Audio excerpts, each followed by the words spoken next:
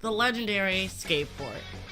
That thing made Tony Hawk famous, along with other skateboarders.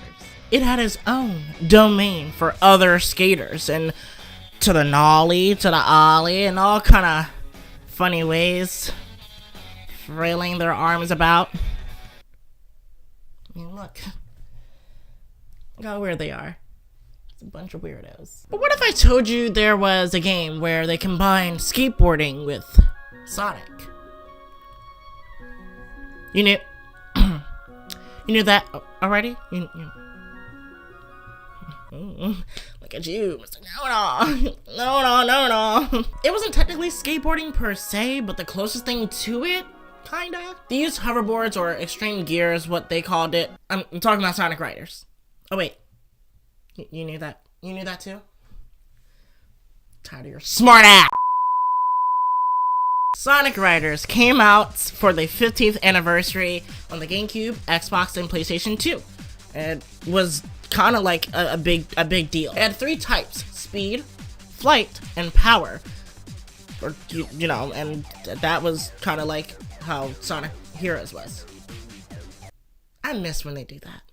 The extreme gear, or your hoverboard, rides on air, so that was kind of convenient, so they didn't have to worry about gas prices or wheels. You pull off SX style tricks to get more air and pick up capsules. You can also go into like this weird like air thingy majig to like refill your hoverboard. You had to like roll the control stick. It hurt. Tricks are ranked by letters, ranking from X to being the highest and C being the lowest. Rings can be used to upgrade the extreme gear throughout the race, but be careful, because the AI can hit you and take your rings. I mean, look at that. That's horrifying.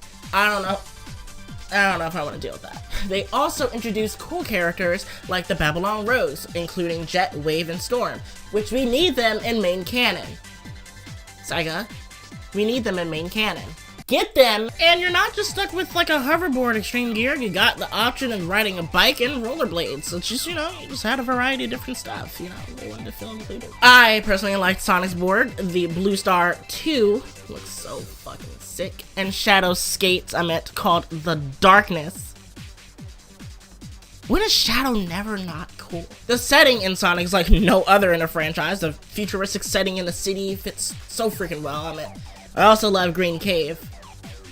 That was like my favorite stage, kinda, honestly. The story is set up in 2 stories, just like how Sonic Adventure 2 was. I was about to say Sonic Adventure, but that had multiple stories. That was 6 stories. And God, big. The story is set up in 2 stories, Heroes and Babylon, following the rogues. It also used the 4K Kids voice actors. God bless Jason Griffith. The music in the game is fucking banger territory. Especially the opening. Fun fact, I'm not just trying to sound smart here, but the opening was animated by the same studio who did Attack on Titan. The more you know. The sequel came out 2 years later on a Nintendo Wii and PS2, and improved on some things, but also took like 20 steps back. Can't have it all. In Zero Gravity, tricks aren't like the SSX style like the first game was. It's more like press the button at the right time to get a good score type thing. Not my favorite. The Zero Gravity function is cool for a moment, but it becomes like stale like halfway through the game. You don't run on air anymore, except you run on gravity. And you spend gravity points throughout the races. Riveting. Also, your string gear changes through transformations throughout the race by using gravity points, calling gear change.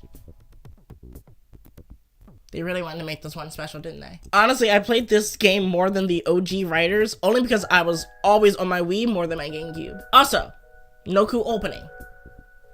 Kinda lost the sauce there. Then we get to Free Riders and Sega.